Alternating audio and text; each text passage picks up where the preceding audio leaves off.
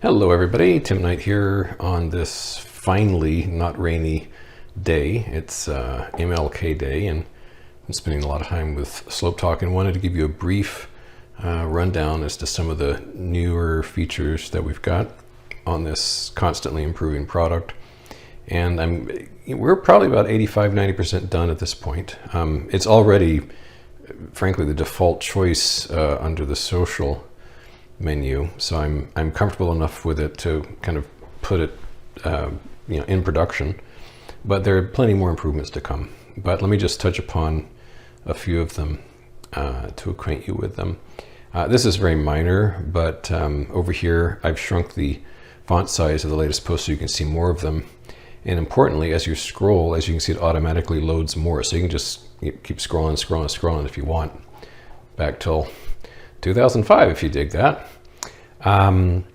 And also, this may seem minor, but I actually love this little item here, and I'll just type it out. You can now avoid clicking the post button by pressing Control and Enter. So I'll just do that right now, even though you can't see my keyboard. Honest engine, I really did do that just now. There it is. So that I personally find it a drag to be like wandering all over the screen and like trying to exactly hit post. Just being on the keyboard is best. There's two kind of fundamentals I want to keep here. One is what I just described, and two is for the focus to always be down here. I'm amazed in this day and age how even the largest websites on the planet don't bother with that.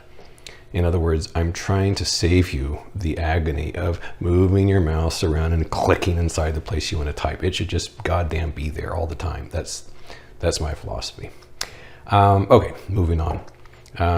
Not a huge thing, but this little question mark here will lead you to a help screen, which currently is very deliberately empty because until I'm done with the product, I don't really want to really flesh out the documentation. But I want to have that placeholder cooking there. Right next to that, you see this little gear. As you might guess, that's for preferences. This is not done yet either, but it's definitely getting there. We don't have sounds yet, but we will for things like people coming and going and new messages and so forth. By default, they'll be off. I'm not trying to drive you crazy with bings and boops and beeps, but if you dig that sort of thing, we're going to have them. Presently, ignored users is kind of buried on the site, and we're going to bring it front and center so that if you choose to ignore people, you can go here and refer to whom you've ignored and unignore them if you feel like it. What is pretty done is appearance. So we've got dark mode on and off, and this should remember your settings, by the way, which is important. So just to mention these, so dark mode, you know what that does. Auto scroll by default is on. Basically means that if you're somewhere near the bottom of the screen, it'll just keep scrolling as comments tumble in. If you're not near the bottom, it will leave you alone because you may be reading something, and why should it jerk you down to the bottom when you're trying just to read the guy's comment?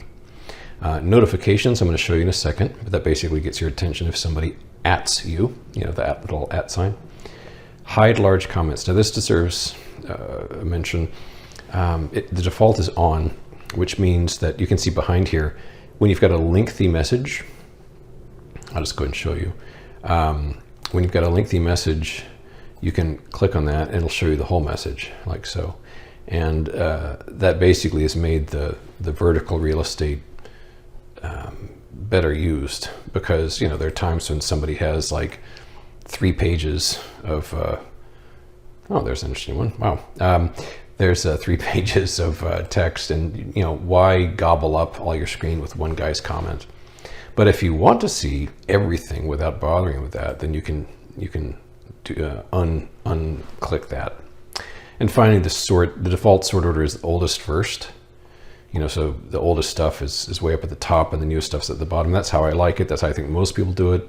But if you are a little different than the rest of us, you may go the other direction.